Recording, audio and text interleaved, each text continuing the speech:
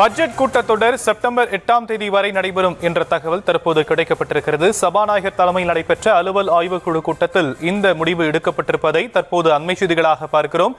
இது பற்றிய மேலும் விவரங்களை செய்தியாளர் ராஜேஷ் வழங்க நாம் கேட்கலாம். ராஜேஷ், அலுவல் ஆய்வுக்குழு கூட்டம் முடிவு செஞ்சிருக்கிறது. செப்டம்பர் 8ஆம் தேதி வரைக்கும் சட்டமன்ற கூட்டத்தொடர் நடக்கும். பட்ஜெட் மீதான விவாதங்கள் நடைபெறுவதற்கான ஒரு சூழல் ஏற்பட்டிருக்கக்கூடிய நிலையில் நீண்ட நாட்கள் இந்த பட்ஜெட் மீதான விவாதம் நடைபெற இருக்கு. என்ன விவரங்கள் அலுவல் ஆய்வுக்குழு கூட்டத்தில் சொல்லப்பட்டிருக்கு? வணக்கம். அலுவல் ஆய்வுக்குழு கூட்டத்தில் செப்டம்பர் 8ஆம் தேதி வரை இந்த கூட்டத்தொடரை நடத்துவதற்கு திட்டமிட்டிருப்பதாக நமக்கு தகவல் கிடைத்திருக்கிறது.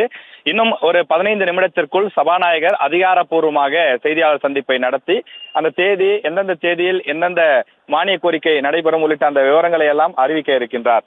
வழக்கமாக பட்ஜெட் தாக்கல் செய்யப்படும் போது முதலில் பொது பட்ஜெட், அடுத்த நாள் வேளாண் பட்ஜெட் தாக்கல் செய்யப்படுவது சமீபத்திய நடைமுறையாக இருக்கின்றது. எனவே ஒரு கூட்டத்தொடர் தொடங்கும் போது முதல் நாள் அந்த செஷன் முடிவடைந்தவுடன் சபாநாயகர் தலைமையிலே எதிர்க்கட்சி தலைவர் மற்றும் ஒவ்வொரு சட்டமன்ற கட்சி தலைவர்கள் ஆகியோரெல்லாம் கூடி எத்தனை நாட்கள் இந்த சட்டப்பேரவை கூட்டத்தொடரை நடத்தலாம் என்பது குறித்து முடிவு செய்வார்கள். பெரும்பான்மை நபர்களுடைய அந்த சம்மதம் அடிப்படையிலே அந்த தேதி என்பது முடிவு செய்யப்படும்.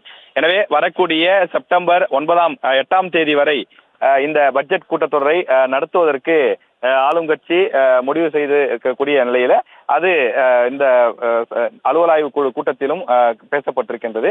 எனவே அதற்கு பெரும்பான்மையான உறுப்பினர்கள் சம்மதம் தெரிவித்திருக்கக்கூடிய காரணத்தால் அதுவே தேதி என்று முடிவாகி இருக்கின்றது.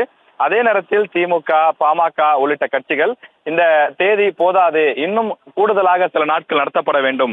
ஏனென்றால் தமிழ்நாட்டில் மொத்தம் 55 துறைகள் இருக்கிறது. இத்தனை துறைகளையும் நாம் விவாதிப்பதற்கு இது போதுமான நாட்களாக இருக்காது. இடையிலே சனி, ஞாயிறு, அதே போல ஆகஸ்ட் 15 போன்ற அரசு விடுமுறை நாட்கள் எல்லாம் இருக்கின்றது. இவற்றையெல்லாம் கழித்து விட்டு பார்த்தால் ஒரு 30 நாட்கள் மட்டும்தான் வரும். எனவே அது போதுமானதாக இருக்காது. கூடுதல் நாட்கள் வேண்டும்.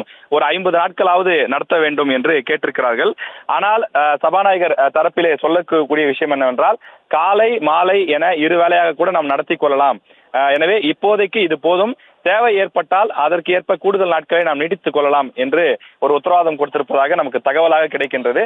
எனவே 8ஆம் தேதி வரை இந்த கூட்டம் நடைபெறுவதற்கான அந்த சாத்தியக்கூறுகள் இருக்கிறது. தற்போதைய விவரங்களுக்கு நன்றி ராஜேஷ்.